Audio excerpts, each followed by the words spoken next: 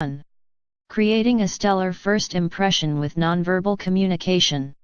How quickly do you make judgments about people?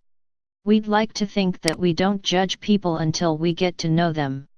But the truth is, it only takes 1/10 of a second to make an accurate judgment about someone you meet or see. Research shows that this is true. In 2005, a study conducted by Alex Todorov, a psychologist at Princeton University, along with his student research assistant Janine Willis, proved this. During the study, participants were asked to watch a short video, less than a second, of political candidates. They were then asked to predict who would win the election. What's so interesting is that with just that tiny exposure to video, the participants made correct predictions 70% of the time. What does that mean? It means that most of us make instant judgments that have a real impact over time. As a speaker, you need to be able to create a great first impression, within 1/10 of a second. How do you do that? I have 5 surefire techniques that will help you to do just that. Technique number 1, make a conscious choice to be enthusiastic. Whether you realize it or not, people can immediately pick up on your energy. When you go into any type of interaction, a job interview or even a social party, people will quickly know how you're feeling internally. If you feel nervous, that energy will permeate the room and everyone will know it. If you feel angry, you can turn people off immediately as they sense your negative energy. Even if you try to mask it, you'll be sending out energy waves that can't be hidden. This is one way that people develop a gut feeling about you, they pick up on your energy. And most people are very good at picking up on this whether they know it or not. That makes it important for you to go into any interaction by setting the right intention beforehand. So, what is the right intention? As an introvert myself, I've found that the best way to approach any interaction and achieve maximum success is to do it with enthusiasm. That means making a conscious decision to be enthusiastic instead of anxious. But can you really control your energy that well? In fact, it is possible to create feelings of happiness and enthusiasm. 2 different studies conducted by Una L. Ferguson, a researcher at Knox College, and Kenan M. Sheldon, a researcher at the University of Missouri, found that it's possible to change your own mood. Researchers asked 2 groups of participants to listen to music that is considered happy. One group was told to try to avoid relaxing and improving their moods, while the other group was told to consciously work toward feeling happier. Other groups were asked to do the same thing without the happy music. In the end, the group that was the happiest was the one that both listened to happy music and focused on trying to feel happy as well. What that means for you is that you can make a conscious decision to be happy, and you can also make a conscious decision to be enthusiastic. We have much more control over our emotions and energy than you might think. What's the reward for going into an interaction with enthusiasm? People will see you as open and positive and they'll respond well to you. But when you lead with nervous and anxious energy, you tend to close yourself off to others. So here's what I encourage you to do: make a conscious decision to be enthusiastic. By doing so, your body language will naturally mirror that emotion. You'll exude positive, friendly, and warm energy that will draw people to you and help them to see you in a positive light. Try this. Before you go to your next social gathering, make a conscious decision to be enthusiastic. It will help to think of the excitement of making new friends or the taste of the delicious party food. You can focus on anything positive about the event. You might even want to try snapping your fingers to snap yourself out of anxiety. This helps to break up nervous energy and allows you to refocus on becoming enthusiastic instead. Exercise is another way to help use up nervous energy and promote a more relaxed, but enthusiastic energy. Before a big event, try going for a 10-minute walk or jog, or even do a few jumping jacks. Technique number 2, be aware of your posture. How you hold yourself says a lot about how you feel, even though this may be an unconscious message. What is your body language saying about you? When you're preparing to go into any interaction, it's important to be aware of your body language and make sure that it's sending the message you want it to send. Take a moment and write down the characteristics you want people to associate with you as soon as they see you. Write down at least 5 characteristics. Some examples include: confident, open, enthusiastic, bold, strong, comfortable in your own skin.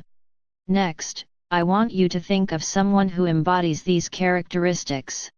Who comes to mind? Once you have a particular person in your mind, visualize him or her. How does he or she stand? What do you notice about his or her movement? What type of posture are you envisioning? Now, take on that same posture. Are your shoulders pointed up or slumped down? Is your back straight or bent over? Notice all the adjustments you have to make in order to exhibit the same posture. Once you've achieved a similar posture, pay attention to how it feels. This is the posture that you want to have when you go into any interaction. According to social psychologist and Harvard faculty member Amy Cuddy, www.akashkaria.com/Amy, your body language not only affects how people see you but also how you see yourself. Her research has shown that when you stand in a high confidence posture, your confidence levels also increase. At the same time, when you're standing confidently with your shoulders back, spine straight, chest out, and feet planted firmly shoulder width apart, you also have a decrease in the levels of the hormone cortisol. Cortisol is a hormone produced when you're experiencing stress. So simply standing confidently actually reduces your physical stress levels. The inverse is also true. When you stand in a low confidence posture with your head down and shoulders slumped forward, your cortisol level actually increases. This is very powerful research. It reveals that body language actually has an effect not only in the way people perceive you but also in your physical stress levels and the way you see yourself. Try this. Before going to your next event, stand in a high confidence posture for at least 2 minutes. Your head should be held high, your shoulders back, and your chest out. Remember to emulate the posture of the confident person you admire and carry yourself that way the entire time. Technique number 3, smile. When you're in a positive mood, people will naturally be attracted to you. People love being around someone who puts them in a good mood, too. What's the quickest way to help others feel positive? Simple. It's to make them smile. And how do you do that? All you have to do is smile at them. In fact, a British research study found that providing one smile to another person can make them feel as good as the stimulation that would come from eating 2,000 chocolate bars at once, only without the stomach ache or weight gain. A couple of studies from Uppsala University in Sweden also bring this point home. Studies conducted in both 2002 and 2011 show that when someone smiles at you, you actually let go of the control you normally have on the muscles in your face. In other words, you feel compelled to smile when someone smiles at you. Furthermore, the research shows that when someone is smiling at you, it's very difficult to frown. Scientists hypothesize that smiling is contagious because it's good for the evolution of the human species. The same thing happens over and over again, even if you're looking at a stranger that you never plan to see again. Given that you've already made a conscious decision to be enthusiastic, smiling shouldn't be that difficult. When you smile, the whole world smiles with you. Try this. The next time you go to a social or business function, test this theory out. Walk up to someone you don't know, give your best smile, and introduce yourself. Watch to see how the person reacts. It's almost a given that he or she will return your smile. Technique number 4, eye contact. One of the most important ways that we connect with people socially is through eye contact. And eye contact itself can give many different impressions. For example, some eye contact can be aggressive while other forms of it are welcoming. Eye contact seems simple, but it can be difficult to perfect. How do you improve something that seems so automatic? And why is it so important? Eye contact is one way that we make social connections with other people. It lets someone know that you're listening and that you're interested in them. When you give eye contact for too long, it can seem aggressive. But when you don't give enough eye contact, you can seem disinterested. Eye contact is so powerful that it can even make people fall in love with you. A study conducted in 1989 and published by the Journal of Research in Personality found that there's a major connection between eye contact and passion. In the study, strangers of the opposite sex were asked to gaze into each other's eyes for 2 minutes. In some of those interactions, that small 2-minute time frame was enough for the couple to start feeling passionate feelings towards each other. Eye contact is a large part of the process of falling in love and showing affection for one another. When you gaze into a partner's eyes, his or her body begins to produce phenylethylamine, a chemical that's associated with falling in love. Now, our aim isn't to make people fall in love with you, I think. Just to get them to like you. You probably won't need to gaze into someone else's eyes for 2 minutes.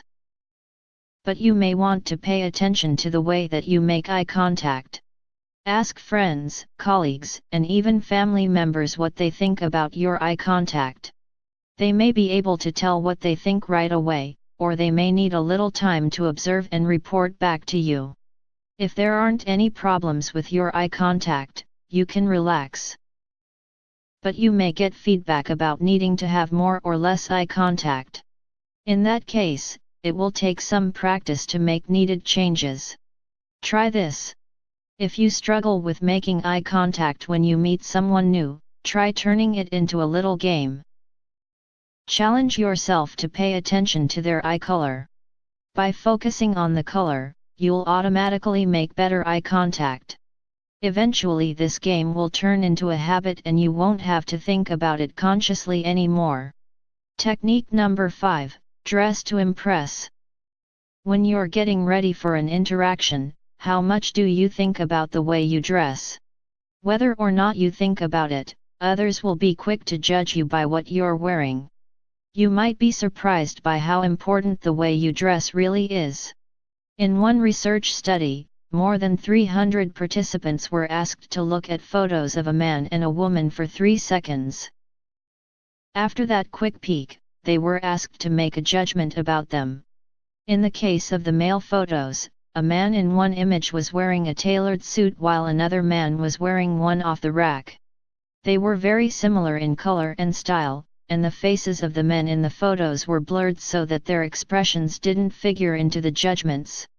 Overall, the man who wore the tailored suit received much more favorable comments than the one in a suit off the rack. But the interesting thing is that no one commented on his clothing at all. Instead, they commented on character traits, saying that he was more successful and more confident or that he was even more flexible. So what you wear is an expression of your character and is being judged whether you're conscious of it or not.